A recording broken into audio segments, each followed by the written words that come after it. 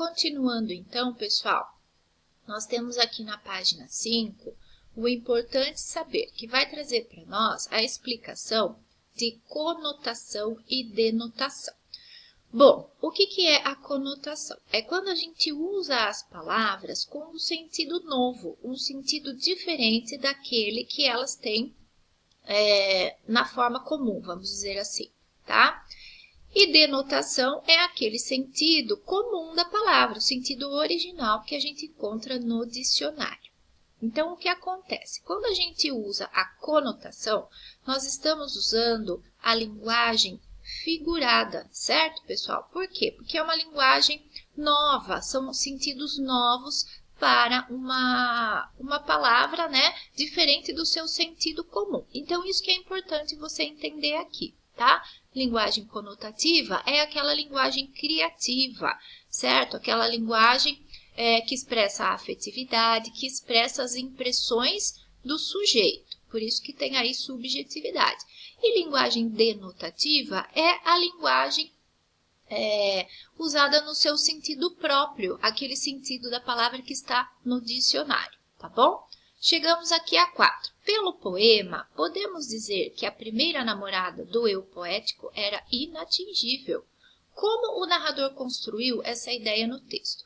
Veja, lá no texto, ele reforça essa ideia dela ser inatingível, repetindo várias vezes que não alcançava, não alcançava. Então, você vai se basear nesses versos para responder essa questão, ok? Chegamos, então, agora à hora da leitura. Temos o texto 2, romance e fragmento. Lembrem-se que romance é uma história mais longa, tá? Com mais personagens e tal. Prepare-se para se emocionar com a leitura a seguir de um trecho de um romance que tem entre as personagens o poeta chileno Pablo Neruda. Pablo Neruda é um poeta muito famoso, tá, pessoal? E esse livro da onde foi retirado esse trecho é um livro bem famoso, uma história bem famosa que até virou filme e ganhou o Oscar, tá? Ele é um filme mais antigo, né? Então, lá na página 6, a gente tem o texto, o carteiro e o poeta. Esse texto vai trazer para nós, então, o poeta Pablo Neruda, né? Que é esse mais cheinho aqui. E ele vai ter uma relação muito bonita com o carteiro, com o Mário.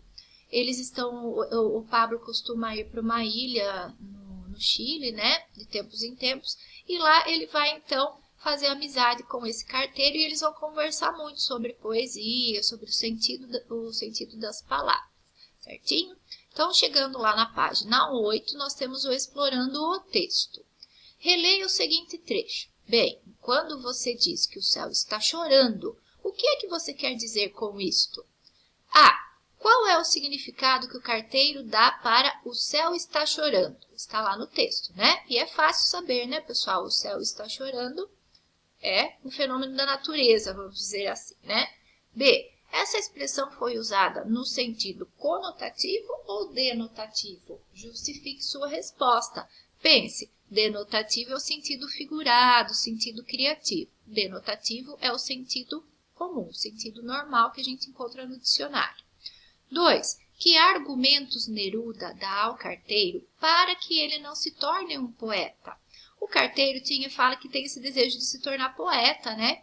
Mas o Neruda fala, não, você não deve se tornar poeta por conta disso, disso e disso. Então, são as explicações dos argumentos que ele usa. Tá lá no texto também, é só você olhar, tá? 3. Releia o trecho a seguir. Aqui na ilha, o mar, e quanto mar, sai de si mesmo a cada momento. E aí, então, ele começa a descrever o mar, pessoal. E essa descrição é muito legal, porque ele consegue fazer com as palavras, vamos dizer assim, construir com as palavras essa imagem do mar, o movimento do mar, né? A inquietude do mar. Então, olha a pergunta. Ao comentar o poema recitado pelo poeta, ao comentar o poema recitado pelo poeta, o carteiro diz, estranho, explique sem copiar do texto o que ele quis dizer com esse adjetivo. Ou seja, por que ele teve essa sensação de que era estranha essa descrição? Você volta lá ao texto para responder. 4. Que recurso foi utilizado para as palavras sugerirem no poema o movimento do mar? Veja, com a construção aí que ele faz, ele consegue criar um ritmo, né, pessoal? Que vai aí estar relacionado com o movimento do mar. Esse é o recurso, na verdade, né? 5. Segundo a personagem do texto, o poema Pablo Neruda, o que é uma metáfora? Retire do texto a explicação.